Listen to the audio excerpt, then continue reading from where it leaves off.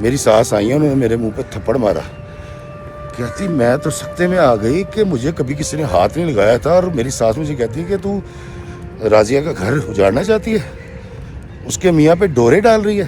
اپنی بچی کو جب بھی آئیں کبھی کمبائن فیملی سسٹم میں نہ لے کر جائیں. ساس اور نندیں اسی طرح سے آپ کی زندگی عذاب کر دیں گی، کوئی آپ کی پرائیویسی نہیں ہوگی اور آپ ذہنی مریضہ بن جائیں گی. اور میری ساس نے شام کو اپنی بہنوں کو بلایا اور ان سب نے مجھے بٹھا کے کہا کہ راضیہ کو گھر سے بھگانے میں تمہارا ہاتھ ہے. کہتی جی جب دن رکھے جا رہے تھے تو میں نے پہلے اپنے والدین سے بات کی. میں نے کہا جی حبیب اللہ سے کہیں کہ وہ میرا حق مہر مقرر کرے اور وہ کم و بیش 20 لاکھ روپے ہونا چاہیے. میرج ہال سے سیدھا بیاہ کے اپنے گھر جائے، پھر آپ دیکھیے گا کہ اس گھر میں کتنی خوشیاں اور کتنی رونق اور کتنی خوشحالی ہوگی. خبردار اپنی ماں سے یا کسی رشتہ دار کو یہ بات بتانے کی ضرورت نہیں ہے، نہیں تو میں تمہارا جینا حرام کر دوں گی.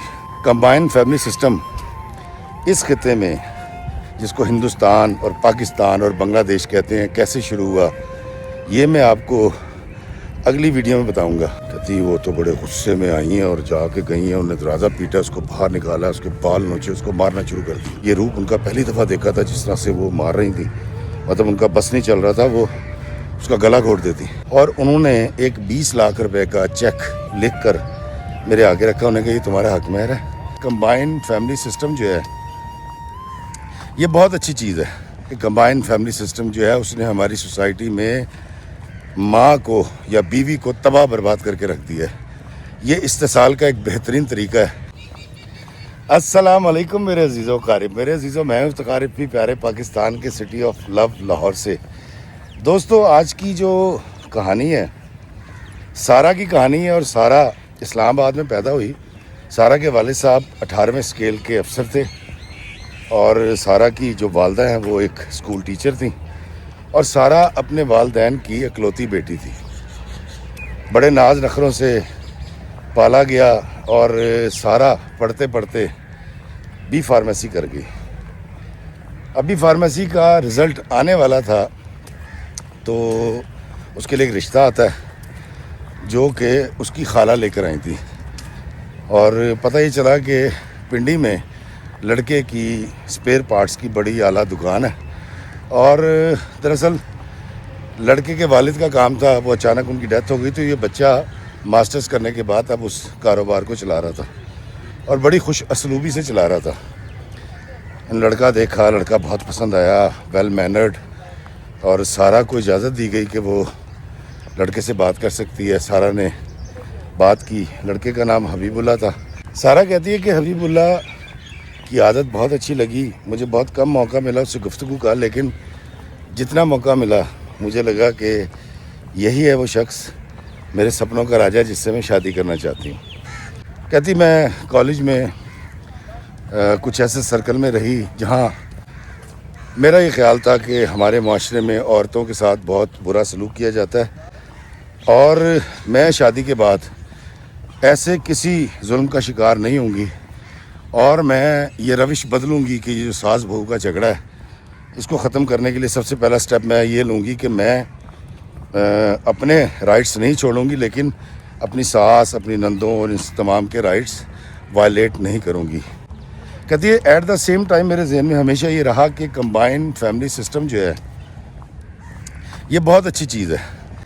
جبکہ میرے سرکل کی جو لڑکیاں تھیں وہ اس پہ ڈیبیٹس کیا کرتی تھیں کہ کمبائن فیملی سسٹم جو ہے اس نے ہماری سوسائٹی میں ماں کو یا بیوی کو تباہ برباد کر کے رکھ دیا ہے. یہ استحصال کا ایک بہترین طریقہ ہے. لیکن کہتی میں اس بات کی قائل تھی کہ نہیں، کمبائن فیملی سسٹم جو ہے وہ بڑا اچھا ہوتا ہے، کیئرنگ ہوتے ہیں، آپ کو مدد ملتی رہتی ہے، روحانی بھی اور جذباتی بھی سپورٹ ملتی ہے. کہتی جی جب دن رکھے جا رہے تھے تو میں نے پہلے اپنے والدین سے بات کی. میں نے کہا جی حبیب اللہ سے کہیں کہ وہ میرا حق مہر مقرر کرے اور وہ کم و بیش 20 لاکھ روپے ہونا چاہیے. کہتے سب سے پہلے تو میرے والدین میرے خلاف ہو گئے. انہوں نے کہا تیرا دماغ خراب ہے بیٹا، جب میری شادی ہوئی تھی تو میرا حق مہر 32 روپے 8 آنے تھا. تو میں نے اپنی والدہ سے کہا اماں آپ کا دور اور تھا، میرا دور اور ہے، اور ہمیں یہ کرنا ہے، یہ مطلب عورت کو اس کا حق ملنا چاہیے. اب سارا کہتی ہے میں اپنے والدین کو قائل نہیں کر سکی. کہتی پھر میں نے اپنے ماموں سے بات کی.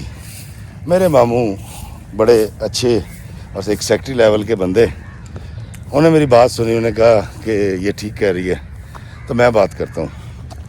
حبیب اللہ کی والدہ, اس کے چچا, اس کے تایا, وہ جب آئے تمام معاملہ طے کرنے کے لیے, شادی کی ڈیٹ طے ہو گئی, تو میرے ماموں نے بڑی محبت سے گزارش کی کہ جو سارا ہے اس کا کہنا ہے کہ مجھے 20 لاکھ روپے حق مہر چاہیے.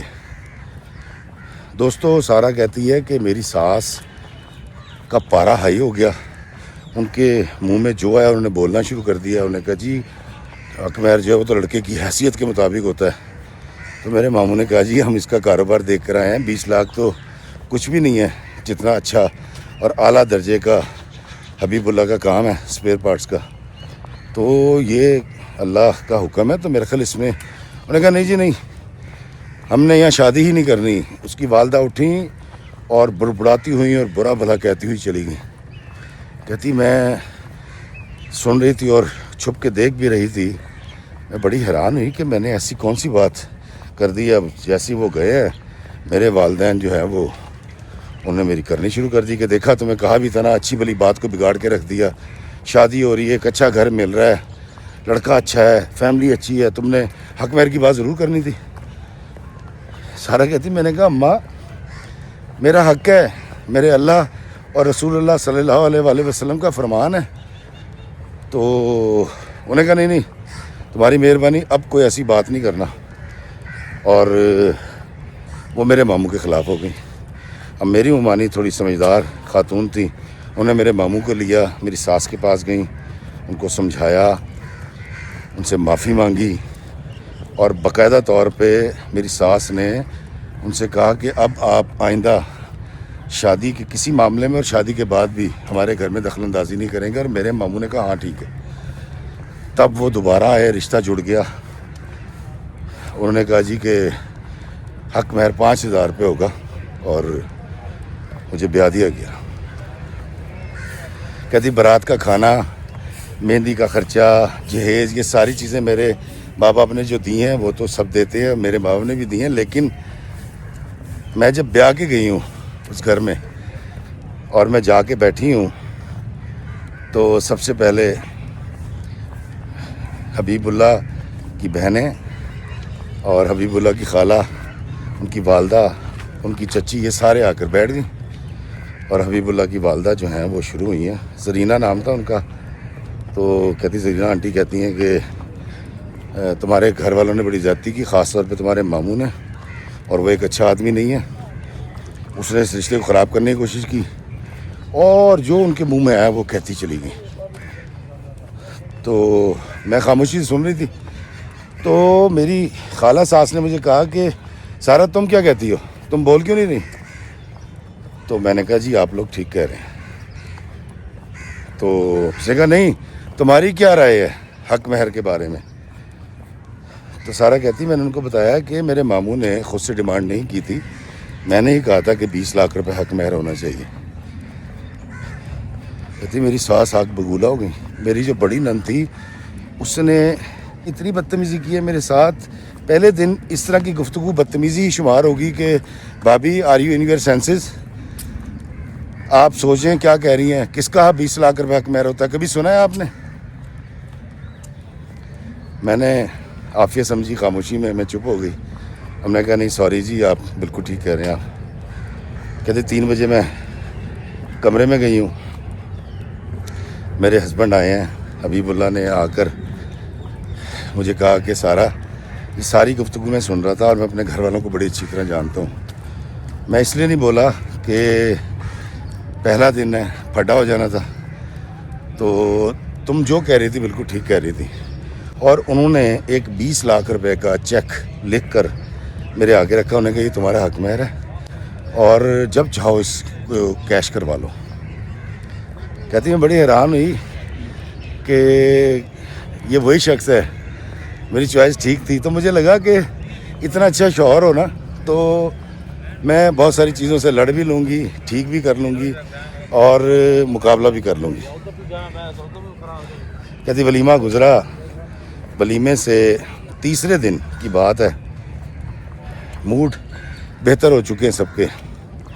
تو میری ساس مجھے کہتی ہیں کہ جی جب میری شادی ہوئی تھی تو میں تو ولیمے والے دن جو ہے میں نے اس دن اپنے ساس سسر کے لیے پراٹھے بنائے تھے. کہتی میں سمجھ گئی کہ مجھے کچن میں جانا چاہیے. تو کہتی ٹھیک 1 ویک کے بعد انہوں نے مجھ سے کھیر پکوائی اور وہ سب جگہ بانٹی کی اور اس دن کے بعد میں کچن میں چلی گئی. جب میں نے پہلے دن کھانا بنایا ہے تو میری ساس نے مجھے بتایا کہ نہ مجھے پکانا آتا ہے، نہ اس میں نمک مناسب ہے، نہ اس کے اندر مرچیں ٹھیک ہیں، تو مجھے کھانا پکانا نہیں آتا. تو میں نے ہنس کے کہا ہاں امی مجھے کھانا پکانا نہیں آتا. اس کی وجہ یہ ہے کہ میں صبح جاتی تھی یونیورسٹی، شام کو آتی تھی. تو ابھی تو میرا بی فارمیسی کا رزلٹ بھی نہیں آیا ہے تو انہوں نے میری شادی کر دی ہے. تو میں سیکھ جاؤں گی آپ کی طرح. میں نے کہا نہیں تم کہاں سیکھو گی، تمہارا تو دھیان ہی کسی اور طرف ہے. کہتی سارے معاملے میں میری دونوں نندیں اور دیور اپنی اماں کا ہی ساتھ دیتے تھے. تو میں یہ سوچ رہی تھی کہ یہ چیزیں آہستہ آہستہ بہت بہتری کی طرف چلی جائیں گی، میری برداشت ان کو ٹھیک کر لے گی. کہتی ایک دن میں کچن میں تھی اور کافی دیر سے میری جو بڑی نند ہے وہ مجھے دکھائی نہیں دے رہی تھی. تو میں نے اس کو 2 بار آواز دی کہ موٹر چلا دو، لیکن جب اس نے نہیں سنا میں نے موٹر چلائی اور دائیں بائیں دیکھا تو وہ وہاں تھی نہیں. میں اپنے کمرے میں گئی تو مجھے واش روم سے آواز آ رہی تھی. میری نند جو ہے وہ کسی سے بات کر رہی تھی فون پہ اور کوئی وحید نامی لڑکا تھا. اور مجھے سمجھ آ گئی کہ یہ ان کا کوئی معاملہ کوئی پرانا چل رہا ہے اور کوئی ایسی باتیں تھیں جو بڑی غیر مناسب تھیں اور مجھے اپنی ساس کو بتانی چاہیے تھی. کہتی میں فوراً گئی. میری ساس ابھی جاگی تھی، صبح کا وقت تھا. حبیب اللہ جو ہیں وہ جا چکے تھے شاپ پہ. کہتی میں نے اپنی ساس کو بتایا کہ آپ یہ بتائیے کہ وحید کون ہے. میں نے کہا وحید میرے بڑے بھائی کا بیٹا ہے. تو کہتی میں نے کہا امی اس طرح میں نے سنا ہے اور یہ جو راضیہ ہے یہ ایسی بات کر رہی ہے اس سے. کہتی وہ تو بڑے غصے میں آئی ہیں اور جا کے گئی ہیں، انہوں نے دروازہ پیٹا، اس کو باہر نکالا، اس کے بال نوچے، اس کو مارنا شروع کر دی. تیری ایسی کی تیسی کس سے بات کر رہی تھی؟ تو اس نے بتایا وحید سے. انہوں نے کہا تیرا کیا تعلق وحید سے؟ بڑا شور مچا گھر میں. میں نے اپنی ساس کو ٹھنڈا کیا. میں نے یہ روپ ان کا پہلی دفعہ دیکھا تھا جس طرح سے وہ مار رہی تھی، مطلب ان کا بس نہیں چل رہا تھا، وہ اس کا گلا گھونٹ دیتی. میرا بڑا شکریہ ادا کیا. میں اپنے کام میں لگ گئی. رات کو ہم کھانا کھا کے حبیب اللہ آئے، ہم سو گئے. صبح کو جب میں اٹھی ہوں اور وہ جا چکے تھے کام پہ میرے شوہر، تو میری ساس نے مجھے اپنے کمرے میں بلایا اور مجھے بلا کے کہا کہ دیکھو کل جو کچھ ہوا ہے تم نے ہماری مدد کی ہے، لیکن خبردار اپنی ماں سے یا کسی رشتہ دار کو یہ بات بتانے کی ضرورت نہیں ہے، نہیں تو میں تمہارا جینا حرام کر دوں گی. تو میں نے کہا امی مجھے کیا ضرورت ہے، میرے گھر ہے یہ، میں اس کی بات کیوں کسی کو بتاؤں گی. تو کہتی وہ ریلیکس ہو گئی. 5 یا 6 دن گزرے ہیں. ایک صبح ہم سو رہے تھے اور میری ساس دھاڑے مارتی ہوئی چیختی چلاتی ہوئی آئیں، دروازہ پیٹا. حبیب اللہ نے دروازہ کھولا ہے. ہم جاگیں کیا ہوا امی؟ کہتی وہ راضیہ گھر سے چلی گئی. آڈیو میسیج تھا، ہم دونوں نے سنا. راضیہ اس آڈیو میں کہہ رہی تھی کہ میں نے آپ کو پہلے ہی بتایا تھا کہ میں وحید سے شادی کرنا چاہتی ہوں. آپ لوگ کیونکہ مانے نہیں تو میں نے 2 سال پہلے نکاح کر لیا تھا اور اب میں جا رہی ہوں. تو برائے کرم مجھے ڈھونڈنے کی کوشش مت کیجیے گا اور آپ جہاں رہیں خوش رہیں اور میں بھی خوش رہنے کی کوشش کروں گی. کہتی ہے وہ سننے کے بعد مجھ پہ میرے شوہر پہ سختہ طاری ہو گیا اور میری ساس نے شام کو اپنی بہنوں کو بلایا اور ان سب نے مجھے بٹھا کے کہا کہ راضیہ کو گھر سے بھگانے میں تمہارا ہاتھ ہے. میں نے کہا امی میں کل بیاہ کے آئی ہوں، یہ نکاح 2 سال پرانا ہے، میں نے کیسے بھگا دیا؟ اس نے کہا نہیں نکاح تو پہلے اس نے کر لیا تھا، وہ ہمیں بتا بھی چکی تھی اور ہم کوشش کر رہے تھے کہ وہ طلاق لے لیں، لیکن تم نے اس کو فرار کروایا اپنے یہاں سے گھر سے. کہتی مجھ پہ الزام لگا رہی تھیں، بول رہی تھیں، اس قدر برا بھلا کہا مجھے اور میں اس لیے چپ کر کے اپنے کمرے میں چلی گئی روتی ہوئی کہ ان کی بچی گئی ہے تو غصہ کر رہی ہیں. ان کو بھی اتنی سمجھ ہے، عقل ہے کہ میرا اس سے تعلق ہی کوئی نہیں ہے. کہتی وقت گزر گیا، میری ساس اس بات پہ پکی رہیں، دن رات کے تانے، دن رات مجھے ذلیل کرنا، اور میں سر جھکا کے صرف اس لیے لگی ہوئی تھی کہ میرا شوہر حبیب اللہ روز رات کو مجھ سے سارا دن کی جو کارگزاری ان کی والدہ کی یا بہن کی ہوتی تھی یا بھائی کی، اس کی معافیاں مانگا کرتے تھے اور کہتے تھے کہ میں سمجھتا ہوں میری امی ہے تو غصے والی لیکن دل کی بڑی صاف ہے۔ کہتی میں کہنا چاہتی تھی کہ میں نے اس دل کی صفائی کا کیا کرنا کہ جب بولتی ہیں تو مغلظات بکتی ہیں، الزام لگاتی ہیں، ایسے تیر چلاتی ہیں جو میرے دماغ میں اور دل میں پیوست ہو جاتے ہیں، لیکن میں خاموش ہو جایا کرتی تھی اور دعا کرتی تھی اللہ سے کہ چیزیں ٹھیک ہو جائیں۔ کہتی معاملہ چل رہے تھے اور کوئی 8 مہینے گزرے تو میری ساس نے ایک دن مجھے بلایا اور مجھے بلا کے کہتی ہیں کہ اسٹریٹ اوے، کہتی تم کنسیو کیوں نہیں کر رہی؟ تو میں نے کہا امی یہ تو میرے اللہ کے ہاتھ میں ہے، جب وہ چاہے گا مجھے اولاد دے دے گا۔ اس نے کہا نہیں مجھے اولاد چاہیے اور تم اس معاملے میں سنجیدہ ہی نہیں ہو اور تمہیں پرواہ ہی نہیں ہے اس بات کی کہ اس گھر میں مجھے جو ہے پوتا یا پوتی چاہیے۔ کہتی میں ان کو کیا جواب دیتی، میں خاموشی سے اپنے کمرے میں آ گئی، لیکن روزانہ کی بات شروع ہو گئی۔ روزانہ جو رشتہ دار آنا اس سے کہنا کہ بس جی فلاں ہے اور ایسی ہے، ہم نے تو دیکھا تھا کہ اس کے گھر میں بھی اس کی ماں کی اولاد تھی تو یہ بھی اولاد پیدا کر لے گی، لیکن ابھی تک میرا یہ خواب پورا نہیں ہوا۔ اب وہ راضیہ کے جانے کا سارا غصہ شاید اس پر اتار رہی تھی۔ میں چپ کر گئی۔ ایک دن مجھے کہتی ہے کہ جا کے ٹیسٹ کروا کے آؤ اپنے۔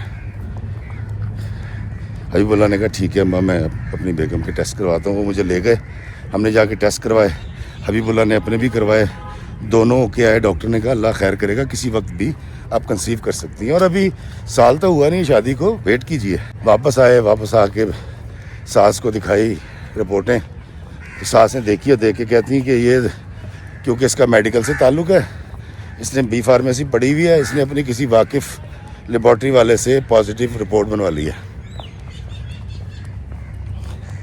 کہتی میں نے کچھ نہیں کہا، میں اپنے کمرے میں آ گئی اور میں اپنی ماں کو اپنے باپ کو کچھ نہیں بتاتی تھی۔ اس کی وجہ یہ ہے کہ میرے والد جو ہیں ان کا بائی پاس ہوا تھا اور میری والدہ جو ہیں وہ بلڈ پریشر کی مریضہ تھیں، تو میری کوشش ہوتی تھی کہ ان کو میں یہ بتاؤں کہ سب ٹھیک ہے، سب اچھے دی آواز ہے۔ کہتی کچھ وقت گزرا تو تقریباً سال گزر چکا تھا، تو ایک دن راضیہ گود میں ایک بیٹی لے کے اور وحید صاحب میری ساس ان کو لے کے گھر میں داخل ہوئی ہیں، مطلب صلح ہو گئی۔ مجھے بڑی خوشی ہوئی، چلیں اچھا ہے، گھر دوبارہ جڑ گیا، اب ان کا پارا بھی نیچے آ جائے گا، ان کی بیٹی آ گئی ہے۔ اور آتے ہی انہوں نے کہا جی کہ سارا تمہارے کمرے میں وحید اور راضیہ رہیں گے تو تم ڈرائنگ روم میں شفٹ ہو جاؤ۔ شام کو حبیب اللہ آئے تو انہوں نے کہا کہ اماں اوپر جو راضیہ کا کمرہ تھا ہم وہاں شفٹ ہو جاتے ہیں اگر آپ نے راضیہ کو یہاں شفٹ کرنا ہے۔ کہتی نہیں وہ کمرہ بند ہے اور اس کے اندر میں نے سامان رکھا ہوا ہے اور چھوٹی بیٹی کے لیے جہیز رکھا ہوا ہے، وہ بند رہے گا، ابھی یہ لوگ چلے جائیں گے 2-4 دن میں تو پھر اپنے کمرے میں چلے جانا، کیا تکلیف ہے اتنی۔ کہتی میں نے حبیب اللہ سے کہا کہ ٹھیک ہے امی صحیح کہہ رہی ہیں، ہم ڈرائنگ روم میں سو جایا کریں گے۔ اب میری جو نند ہے اور اس کا خامند وہ میرے کمرے میں شفٹ ہو گئے، میں نے وہاں سے کچھ سامان لیا اور ڈرائنگ روم میں رکھ لیا۔ مجھے کچھ چاہیے ہوتا تھا تو مجھے بار بار اپنے کمرے میں جانا پڑتا تھا۔ اب وہاں وہی صاحب بیٹھے ٹی وی دیکھ رہے ہوتے تھے یا موبائل میں لگے ہوتے تھے یا وہ دونوں میاں بھی سو رہے ہوتے تھے، مجھے نوک کر کے جانا ہوتا تھا۔ کہتی 1 دن 2 دن 1 ہفتہ 2 ہفتے 4 ہفتے گزر گئے، وہ لوگ وہاں سے نہیں گئے۔ اور دوسرا ظلم جو انہوں نے مجھ پہ کیا وہ یہ تھا کہ چونکہ پورے 9 بجے میں حبیب اللہ کو ناشتہ دیتی تھی اور وہ 10 بجے شاپ پہ چلے جاتے تھے۔ کہتے میری ڈیوٹی لگا دی گئی کہ ہم سب دیر سے اٹھتے ہیں، راضیہ بھی دیر سے اٹھتی ہے، تو اب وحید کو ناشتہ دینا تمہاری ذمہ داری ہے۔ کہتی میں اپنے شوہر کے ساتھ وحید کو ناشتہ دیتی رہی، لیکن جب میرے شوہر چلے جاتے تھے تو وحید بھائی کو کیونکہ شاید زیادہ بولنے کی عادت تھی اور گھر میں کیونکہ سب سوئے ہوتے تھے تو وہ مجھ سے انٹریکٹ کرتے تھے، کوئی نہ کوئی بات کرتے تھے اور میں بھی جواب دے دیا کرتی تھی۔ اب جو نندوئی ہے اس کو میں سخت لہجے میں کرخت انداز میں تو جواب نہیں دے سکتی. تو انہوں نے کہا اگر کوئی ہنسنے والی بات کی تو میں ہنس بھی دیا کرتی تھی, لیکن میں اپنے کچن میں ہوتی تھی یا میں ڈرائنگ روم میں ہوتی تھی تو وہ سامنے والے صوفے پہ ہیں, میں اس طرف ہوں. اب یہی ہوتا ہے نا گھروں کے اندر. کہتی ایک دن انہوں نے کوئی بات کی, میں کچن میں تھی, وہ ڈرائنگ روم میں بیٹھے ہوئے تھے, انہوں نے کہکا لگایا تو میں نے بھی کہکا لگا دیا. این اس وقت میری جو ہے ساس وہ آئی ہیں, انہوں نے دیکھا میری ساس آئی ہیں, انہوں نے میرے منہ پہ تھپڑ مارا. کہتی میں تو سکتے میں آ گئی کہ مجھے کبھی کسی نے ہاتھ نہیں لگایا تھا. اور میری ساس مجھے کہتی کہ تو راضیہ کا گھر اجاڑنا چاہتی ہے, اس کے میاں پہ ڈورے ڈال رہی ہے. کہتی فی بھائی اس کے بعد مجھے کچھ سمجھ نہیں آئی, میرا دماغ سن ہو گیا, میں کمرے میں چلی گئی, میں نے اندر سے لاک کر لیا. کہتی سارا دن فون آتے رہے ہیں حبیب اللہ کے, میں نے نہیں اٹھایا اور میں نے نہ دروازہ کھولا. میری نند آئی ہے, اس نے دروازہ پیٹا, میری ساس نے دروازہ پیٹا, میں نے دروازہ نہیں کھولا. اور شام کو جب حبیب اللہ آئے ہیں میں نے دروازہ کھولا ہے, حبیب اللہ اندر آئے ہیں اور میں نے کنڈی لگا کے یہ ساری بات بتائی ان کو. کہتی چپ کر کے سنتے رہے. میں نے کہتی پھر ایک تقریر کی کہ میری سہیلیاں بالکل ٹھیک کہتی تھی کہ یہ کمبائنڈ فیملی سسٹم جو ہے نا یہ ایک بری چیز ہے. اپنی بچی کو جب بھی آئیں کبھی کمبائنڈ فیملی سسٹم میں نہ لے کر جائیں.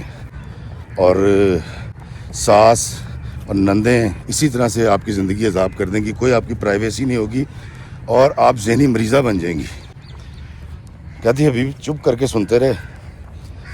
اور اگلے 4 دن تک میری نندوں نے, میرے دیور نے اور میری ساس نے صبح دوپہر شام صرف ایک کہکا لگانے کو, اور صرف وہ کہکا اس لیے لگایا تھا کہ یہ ان کا داماد ہے, گھر کا داماد ہے, اور اس نے اگر ایک ہنسنے والی بات کی ہے تو ایک ساتھ دینے کے لیے آپ ہنس پڑتے ہیں.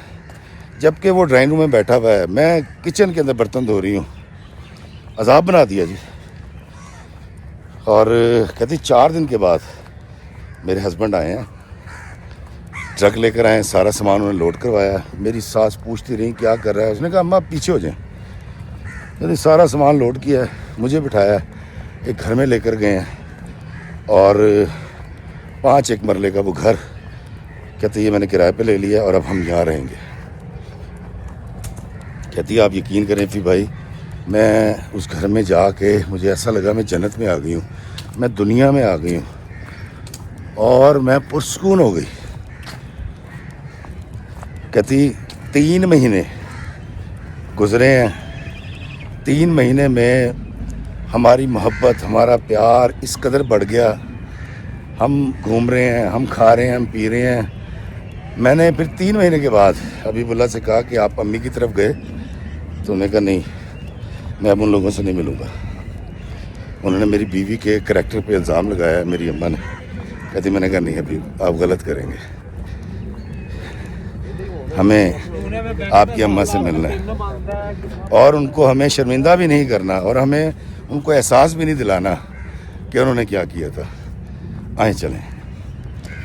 کہتی حبیب اللہ اور میں اپنی ساس کے گھر گئے, انہوں نے دروازہ کھولا اور مجھے بھی گلے لگا لیا, حبیب اللہ کو بھی گلے لگا لیا, اور اندر لے گئیں.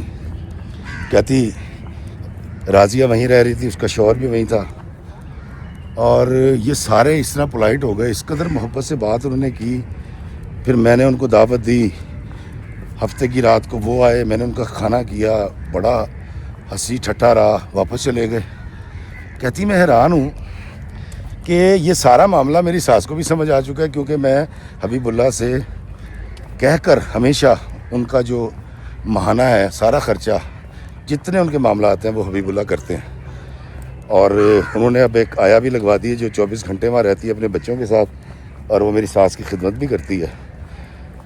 اور کہتی ہے اللہ تعالیٰ نے مجھے پھر ایک بیٹی بھی عطا فرمائی ہے. اور اکثر میرا دیور آ کے میرے گھر سے سارا دن کے لیے میری بیٹی کو لے جاتا ہے, اور شام کو میں اور حبیب اللہ جا کر اپنی بیٹی کو وہاں سے لے آتے ہیں. کہتی مجھے نہیں سمجھ آئی کہ صرف الگ ہونے سے اتنی ساری چیزیں کیسے بدل گئیں, ساری چیزیں جو ہیں وہ دب گئیں, دوبارہ کبھی ان معاملات پہ بات بھی نہیں ہوئی.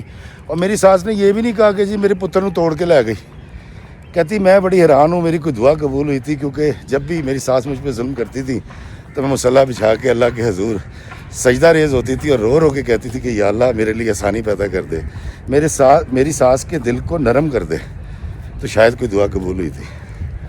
لیکن دوستو، اس کہانی کا ابھی تک تو انجام بہت اچھا ہے۔ اس بچی کا کہنا یہ تھا، سارا کا، کہ خدا را افی بھائی لوگوں کو بتائیں کہ اپنی بیٹی کو کمبائن فیملی سسٹم میں مت دیں۔ تو میں نے کہا سارا بیٹا، بات دراصل یہ ہے کہ پاکستان میں تو ہے ہی، اور انڈیا میں اور بنگلہ دیش میں کمبائن فیملی سسٹم، تو شادی کیسے کرے؟